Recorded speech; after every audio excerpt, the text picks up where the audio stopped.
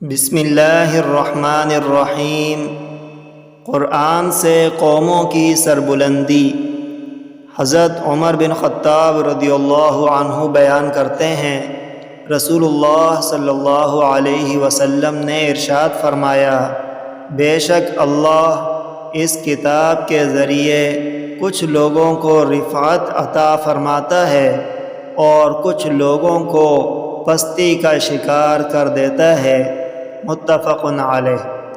وعن عمر بن الخطاب رضی اللہ عنہ قال قال رسول اللہ صلی اللہ علیہ وسلم ان اللہ يرفع بهذا الكتاب اقواما ويضع به آخرین۔ رواہ مسلم۔